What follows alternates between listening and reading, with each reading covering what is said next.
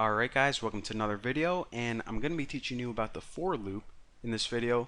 Pretty much how we can have a huge list and we can loop through and pretty much do something to one item at a time without having to write code over and over and over again. So, you know how in the last couple of videos I showed you guys how to make a list with numbers? Pretty much, we did something like that. Well, in this video, I want to spice things up. I'm actually going to be making a list of foods, and of course, just like before, whenever we have a list of strings instead of numbers, we put them inside square brackets, and of course, we need to put every string inside a quotation mark, single quotes. So we'll say that this is just my grocery list or something, and the first item is bacon, and this is actually my grocery list, believe it or not. So I need to buy tuna, running a little low on that. I also need to get some ham. What was that one other thing I needed? Sausages, and I'm having a party tomorrow, so I gotta grab some beef because it's a beef party. So right now we have a huge list of items of crap that I gotta pick up, pretty much for groceries or just to eat. Now say that I was making a program to print all of these items out one by one. Well, okay, let me do print here, okay, so print, oh my god, this is taking forever. Wouldn't it be awesome if there is an easy way to loop through this and write one bit of code to print each item out one by one? Well, lucky for you guys, there is. It's called a for loop. Now what this does is it basically takes a list and allows you to treat each item individually and do anything you want with it.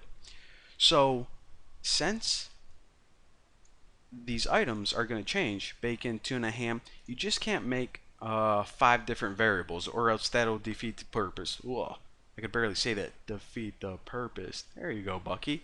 So pretty much the first thing you need right after this for loop is a variable. So I'm just going to name my variable f, and this is going to be a placeholder for each item. So the first time it loops, f is going to be equal to bacon. The next time, f is going to be equal to tuna, f ham. So I just said f ham, like I hate ham or something. But anyways, that's what f does.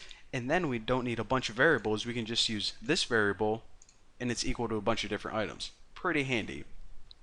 So the next thing, and the only other thing you have to write for the beginning of this loop, is what list do you want to loop through? Well, right now we only have one list called foods.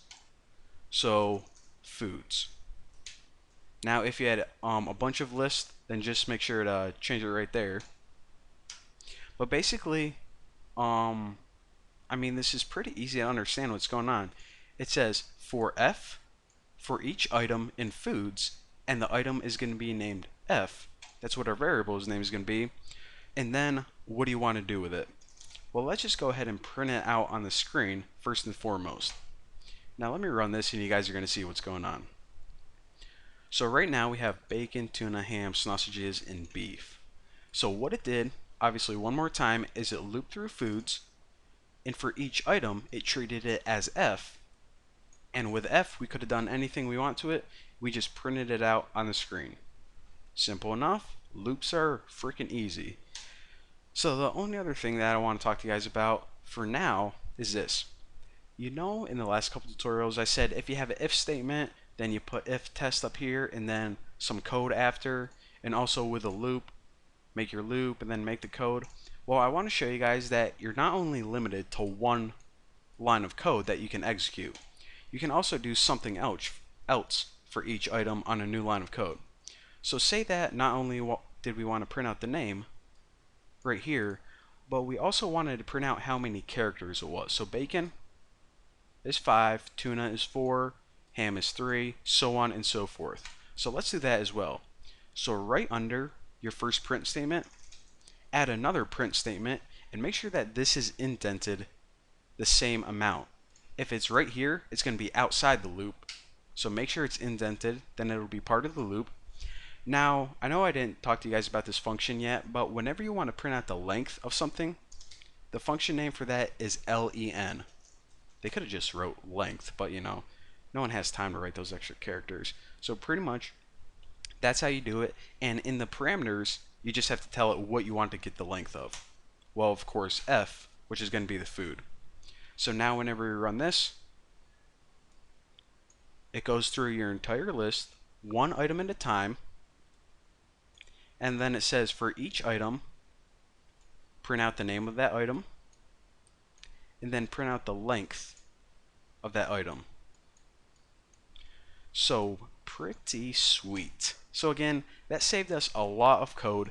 If we didn't have this loop, then we would have to write 2 lines of code for every single item. So instead of 10 lines of code, we did it in 3. And this gets even more useful. Let's say you're going through a list of stock information for the last 80 years. Well, you don't want to, write however many thousand lines of code. You can just do it really quick and efficiently. Now, the only other thing I want to mention real quick is this. You know how in the last couple tutorials I showed you guys how to slice up a list? Well, you can do the same thing whenever you're looping. So by default, when you say for F and foods, it's going to say, okay, so you want me to go through the entire list, start at the beginning, stop at the end. Well, you can also loop through a slice of that list by putting something like this, :2. Now what this would mean is, okay, for foods, loop through the items, start at the beginning,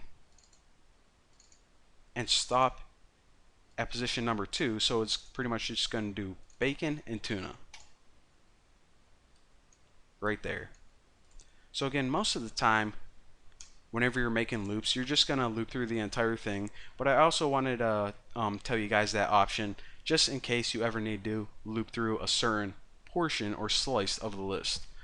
So I know that was kind of a lot to take in, but pretty simple once you break it down into pieces and finally start to understand it. So for now, thank you guys for watching. Don't forget to subscribe, and I'll see you guys in the next video.